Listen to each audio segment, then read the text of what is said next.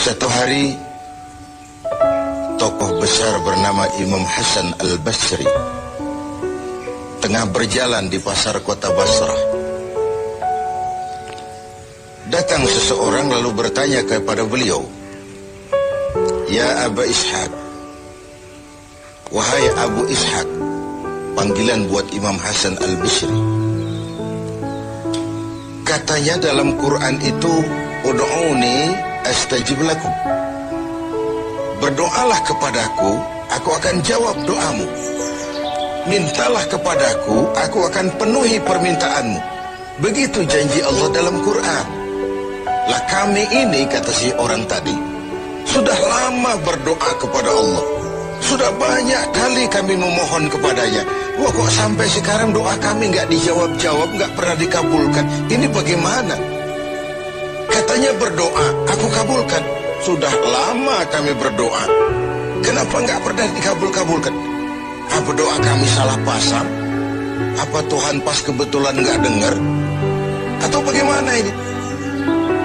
Imam Hasan Al-Basri senyum lalu menjawab, "Ya ahlal Basrah, hai penduduk Basrah, hatimu mati.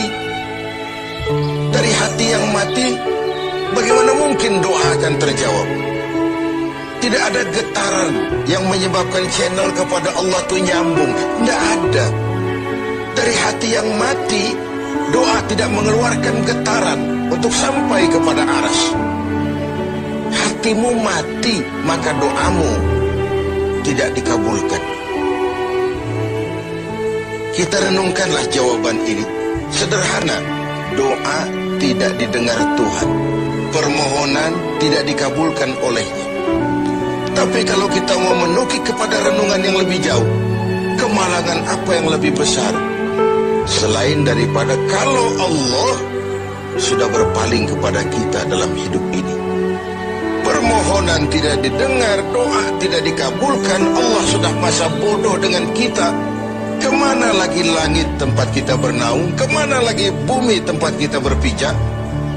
Kalau Allah sudah berpaling dalam hidup ini kepada kita, itulah kemalangan yang paling besar dalam hidup ini. Sementara kita berleha-leha, menurut kita kemalangan itu kehilangan jabatan, kemalangan itu kehilangan harta benda, kemalangan itu adalah kehilangan orang yang kita sayangi. Allah berpaling dalam hidup kita, tidak pernah kita melakukan evaluasi. Nah, apa yang menyebabkan hati itu jadi mati? Sehingga tidak ada getaran yang nyambung ke aras, yang mengakibatkan Tuhan berpaling dari kita. Doa tidak lagi didengar, permohonan tidak lagi dikabulkan. Ada beberapa hal yang menyebabkan hati jadi mati, sehingga doa tidak terangkat. Imam Hasan Al-Basri menjelaskan beberapa faktor yang menyebabkan hati menjadi mati. Tidak ada lagi getaran yang mengantarkan doa ke aras, sehingga Tuhan pun berpaling. Yang pertama, kata beliau, "Araftumullaha wa lam tu'tuhu haqqah." Kamu kenal Allah, tapi haknya untuk disembah, kewajibanmu untuk menyembah, tidak pernah kamu laksanakan. Bagaimana hati tidak jadi mati? Kenal. Siapa pencipta alam semesta? Allah. Siapa pencipta lautan, gunung, sungai? Allah. Siapa pencipta langit dan bumi? Allah. Siapa pengatur segala-galanya? Allah.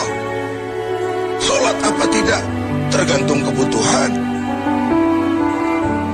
Kamu kenal Allah, tapi haknya untuk disembah, kewajibanmu untuk menyembah, tidak pernah kamu laksanakan.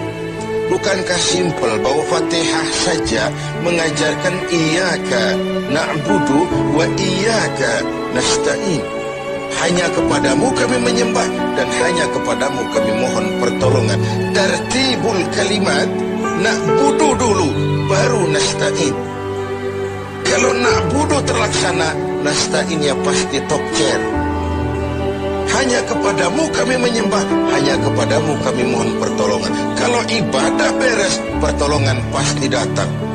doa didengar, permohonan dikabulkan, munajat pun diterima. Kenapa? Nak budunya beres, maka nasta'innya nikmat. Tidak diajarkan kita iyyaka nasta'in wa iyyaka na'budu, tapi na'budu dulu, baru kemudian nasta'in. Kalau hati tidak mau mati, janganlah pengenalan kita kepada Allah tidak diiringi dengan pendekatan kita kepadanya. Bagaimana cara mendekat kepada Allah? Logika saja. Mau dekat dengan presiden, ikuti peraturan yang dibuat oleh protokolernya presiden. Mau dekat dengan gubernur, ikuti peraturan yang disusun oleh protokolnya gubernur. Tidak bisa mau dekat dengan gubernur bikin peraturan sendiri. Mau dekat dengan Allah bikin metode sendiri. Dengan jalan ngelamun, duduk madep ngidul, bengong 4-5 jam, lalu mau dekat dengan Allah. Mau dekat dengan Allah, ikuti cara yang sudah diatur oleh Allah melalui utusan-utusannya. Bukan dengan cara membuat sesuatu sendiri. Ini yang pertama. Lalu yang kedua, yang menyebabkan hati jadi mati, qara'tumul Qur'an walam ta'malu bih. Kamu baca Al-Quran, kamu dengungkan Al-Quran, kamu sanjung Al-Quran, walam ta'malu bih, tapi isinya, ajarannya tidak pernah kamu laksanakan. Isinya, ajarannya sering malah diinjak-injak. Bukankah kita hidup di satu zaman di mana tuntunan sudah menjadi tontonan, dan tontonan sering dianggap sebagai tuntunan? Bukankah kita hidup di satu masa di mana orang yang jujur dikhianati dan pengkhianat malah diberikan amanah? Bukankah zaman ini sudah terjadi pergeseran nilai yang sedemikian rupa? Kita baca Al-Quran, kita musabakohkan pula bacaannya, tapi isinya, ajarannya tidak pernah kita laksanakan. Bahkan nyaris sering kita injak-injak. Hati jadi mati. Sama dengan kalau kita dikirimi surat oleh seseorang yang sangat kita kagumi. Kita baca surat itu siang malam. Kita ceritakan kepada orang, saya dikirimi surat oleh orang yang sangat saya kagumi. Tapi perintah yang ada dalam surat itu tidak pernah kita laksanakan. Saya percaya betul yang kirim surat mesti marah. Kau baca itu penting supaya kau ngerti apa isinya, tapi setelah kau ngerti, mau ya laksanakan. Begitu Al-Quran diturunkan kepada kita, kamu baca Al-Quran, tapi isinya tidak pernah kamu amalkan. Bagaimana hati tidak akan menjadi mati karenanya? Pemirsa TV 7 yang berbahagia, yang ketiga penyebab hati itu menjadi mati, akaltum ni'mata rabbikum walam tashkurulah. Kamu makan nikmat Tuhanmu, tidak pernah kamu bersyukur kepadanya. Ikan Tuhan di laut itu tiap hari diciduki, tapi Tuhannya diabaikan. Tidak pernah sesaat pun dalam hidup ini nikmat Allah pernah berhenti. Sejak kita bangun tidur sampai kita tidur kembali, bahkan tidur itu sendiri. Dari sekian nikmat yang kita tidak akan pernah sanggup menghitungnya, Tuhan cuma minta syukuri nikmat itu. Kalau kau syukuri, aku tambah. Kalau kau ingkar, azabku itu pedih. Tiap hari kau makan nikmat Tuhanmu, akaltum ni'mata rabbikum. Kau makan nikmat dari Tuhanmu, walam tashkurulah, tapi kepadanya kamu tidak pernah bersyukur. Baik syukur dalam bentuk ucapan, lebih-lebih syukur dalam bentuk perbuatan. Karena kalau syukur ucapan semua bisa. Alhamdulillah, terima kasih Tuhan, puji syukur, terima kasih Tuhan. Tapi perbuatannya sering tidak sinkron dengan ucapannya.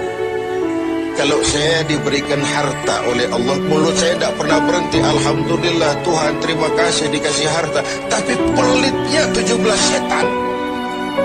Rasanya Artinya orang itu baru syukur perbuatan, baru syukur ucapan, belum syukur perbuatan. Karena syukur perbuatan artinya mempergunakan suatu nikmat sesuai dengan kehendak yang memberikan nikmat itu. Allah memberikan harta kepada saya. Apa yang Allah kehendaki dengan menggunakan harta ini? Bagaimana kehendak Allah tentang penggunaan harta ini? Allah memberikan jabatan kepada saya. Apa yang Allah kehendaki dengan memberikan jabatan ini kepada saya? Mempergunakan suatu nikmat sesuai dengan kehendak yang memberinya. Itulah syukur yang sebenarnya. Ini yang keempat. Yang kelima, penyebab hati itu jadi mati. Qultum annal mauta haqqun wa lam tasta'iddu lah. Kamu yakin, kamu percaya, kamu tahu betul hidup akan berakhir dengan kematian. Namun kau tidak pernah mempersiapkan diri untuk itu. Baik menghadapi kematian maupun menghadapi yang lebih penting sesudah kematian. Karena mati pada dasarnya sebuah peralihan dari sebuah tahap kehidupan kepada tahap kehidupan yang berikutnya, bukan akhir. Bahkan saya lebih cenderung mengatakan mati adalah istilah yang digunakan bagi orang yang sedang hidup. Sipulan mati itu kan kata yang hidup, yang mengalami sedang pindah ke alam lain. Jadi tidak ada alasan hidup sulit bener, mending mati habis urusan. Tidak selesai sampai di situ, tidak selesai urusannya. Hidup terus berlanjut di alam barzakh, terus berlanjut di alam mahsyar. Ini satu perjalanan panjang.